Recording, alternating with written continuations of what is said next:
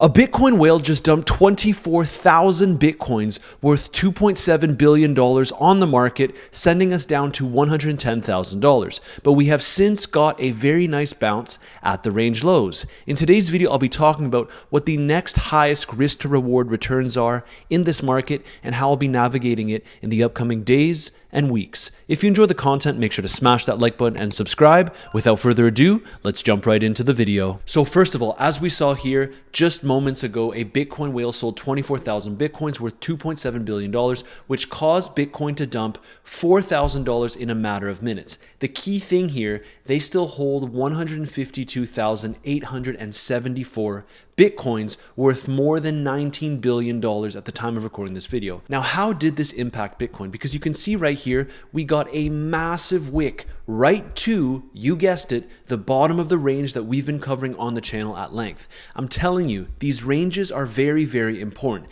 And you can see that we got a very nice bounce. We liquidated a lot of longs in the market, and now it looks like Bitcoin just wants to continue to chop around. If I go on the 1 hour time frame, you can see how drastic this wick was right to the bottom of the range. And now that we are back in this range, what is next for Bitcoin? Because you can see here that as Bitcoin held support down here, then we had the whole Jackson Hole event, came all the way up. This was when ETH put in that all-time high, which we've been covering on the channel at length. Ethereum today actually came within $50 of hitting $5,000, and we are still in our Ethereum long trade. So far, we realized around $60,000 in profit. We're sitting at around 44.5K in unrealized P&L. And if you've been watching the channel, you know that every single time that we tap into these range lows and get a pump, we see Ethereum outperform along with a little bit of the altcoin market. So when we came back below here, as I said several times, if Bitcoin behaves, Ethereum will be putting in an all-time high. And as I said in my previous video, Bitcoin more than behaved with this massive pump, which was more than enough to give Ethereum the push to that all-time high. Now, what happens next? If Bitcoin does stay range bound here, I want you to consider that it's likely to be a better environment for altcoins. Why? Well, when Bitcoin establishes this range, altcoins can finally relax and not overly dump. What I mean by this is, at first, when we go ahead and establish the range, say right around here when Bitcoin made that top around $123,000, altcoins didn't really know where to go. Bitcoin was pumping, and then we came back down. Then, when we got a bounce from here, altcoins and Ethereum got a little bit more relief. And we saw this so on so forth as Bitcoin continued to chop around here. Every single time that we tapped into the range lows, it was actually a better environment for Ethereum to pick up strength. This is why every single time that we tapped into it, I kept on saying that Ethereum will likely be making an all-time high should Bitcoin stay within this range. Then we made a new all-time high. Altcoins still didn't quite know where to go, and then we came back down and held the bottom of the range as support. This is, of course, the environment where Ethereum went ahead and put in that all-time high, just to give you a little bit of a recap. So this week, from my personal trading perspective, I'm actually looking to trade altcoins because now that we confirmed once again the range lows, assuming that Bitcoin chops around here and we grab the liquidity to the upside, which is around $120,000, we'll get to that shortly. In this environment, altcoins will outperform. And you can see that this is the liquidity I was just referring to, right around $120,000. We have a ton of shorts that piled into the market. So this upcoming week, if Bitcoin makes it up to $120,000,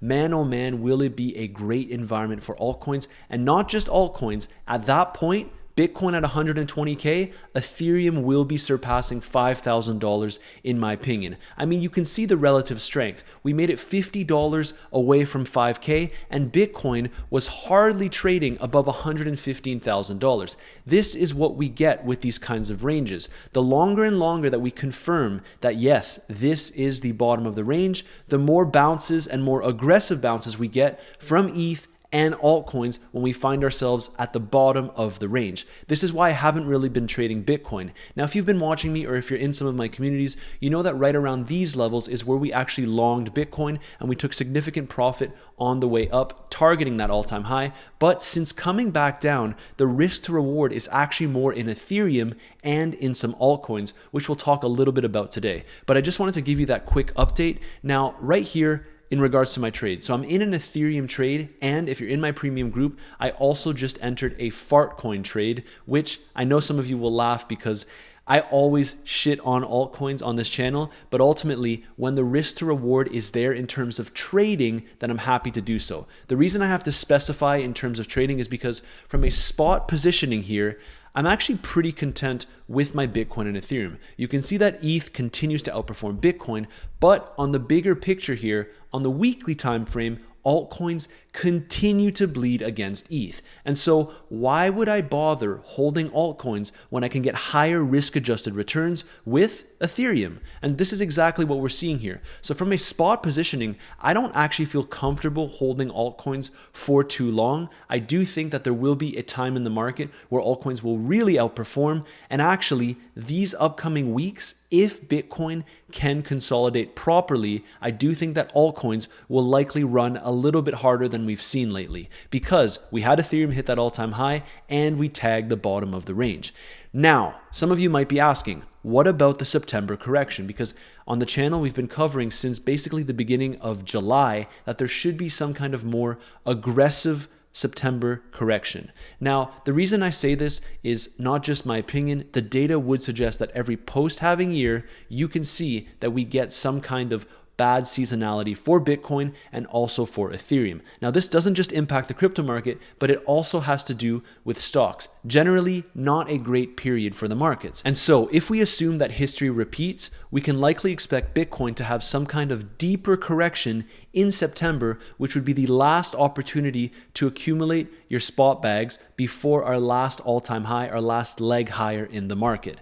Now, where would this correction potentially go in September? Honestly, it could come as low as around 105 to 110,000. Maybe we even go for a wick below $100,000, which would shake a lot of market participants out. But at the end of the day, I still think that we would likely have one final leg higher afterwards. There's two current scenarios that I'm looking at here. First of all, it's number one, which we have to also understand what could be the worst case scenario. That would be that Bitcoin just continues to distribute here and we aren't able to make any kind of new aggressive all-time highs. Now, what this would mean would be that, of course, Ethereum made that all-time high, and so now we're about to rotate into altcoins. I'm sure a lot of you are very, very familiar with this chart, which is the path to alt season. I still think that this kind of applies here, and so we can consider that Ethereum just made an all-time high, so the money flow may actually go into larger caps and then altcoin season. But I'm actually hoping that this isn't the case immediately. What I would prefer to see here is, number one, Bitcoin to chop around for the upcoming week or two before we potentially get that September correction that I've been talking about.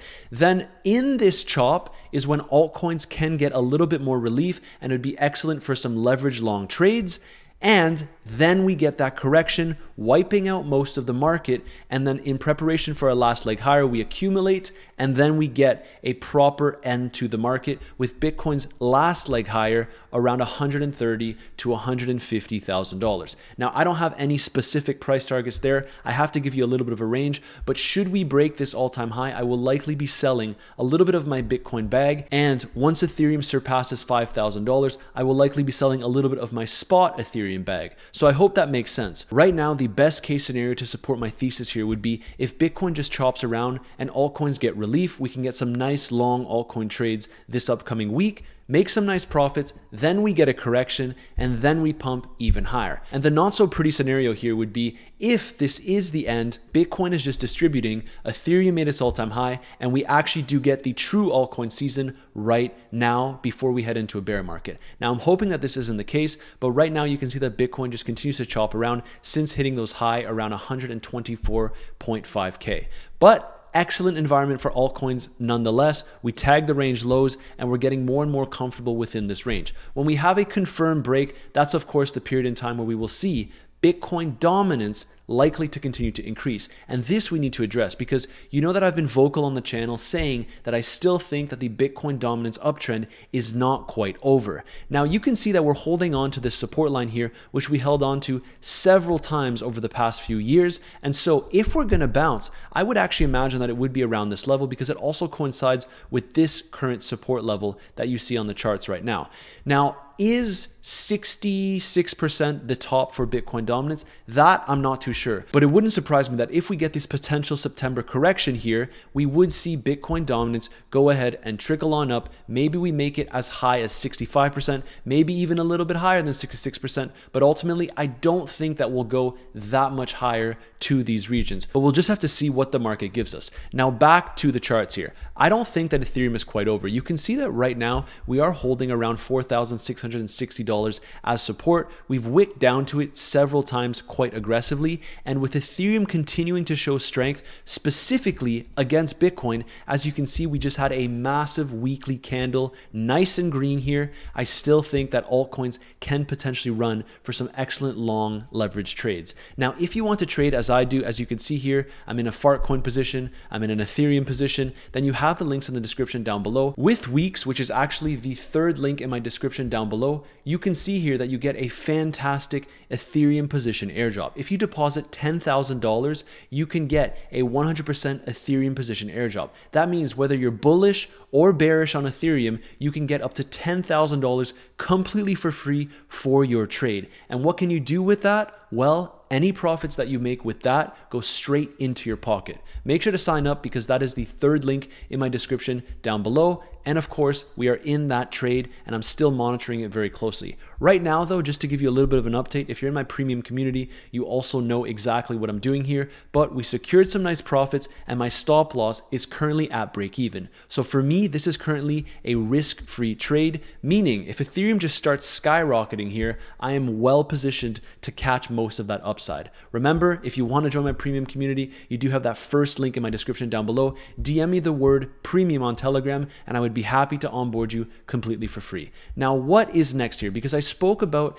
my spot portfolio. Still very much in ETH, still very much in Bitcoin, and that is honestly it. Those are the only two assets that I actually feel comfortable holding over time, and obviously I will be offloading my bags as we go to much higher valuations, which I am anticipating. Now, let's take a look at the liquidation map. You can see that on the 30-day time frame, a lot of shorts piled into the market, especially when we moved back down below $111,000 just a couple of hours ago. So you can see here that most of the liquidity is to the upside with a ton of liquidity right around 120K. And as I said, if we make it up to 120K this week, we trickle on up there, Ethereum will easily surpass $5,000. And of course, we will be seeing altcoins run a little bit more before a potential September correction. That is currently my base case, but we'll have to see what happens. Now, from Ethereum's perspective, I do need you to pay attention to this because it's very, very important. On the one-day time frame, yes, we had a little bit of a dip with Bitcoin, so of course some shorts piled into the market for ETH. However, on the 30-day time frame, it paints a completely different picture for Ethereum.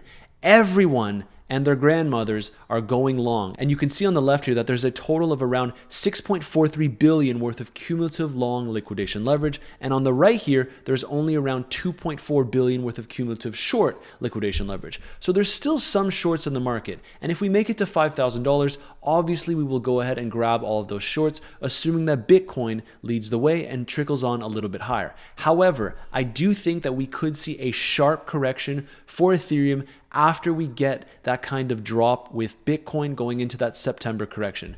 Now, I don't want to speak about the September correction like it's an absolute given, but right now I have to say it is my base case. I think that markets can trickle on up a little bit higher, especially after the reaction that we got on Friday because of the Jackson Hole event, a massive daily close for Bitcoin. But right now, I think it's important that you focus on altcoins, especially for this upcoming week. This is how I'm going to make some pretty solid gains in the market. Take advantage of the relative altcoin strength, enter some nice longs, make those gains, close those positions in anticipation for a potential September correction. But let's see how it all plays out. Over the past 2 months, I've gotten a lot of things right so far. Let's see if we can keep the streak going. Now, what should we be expecting this week? We have some pretty key events.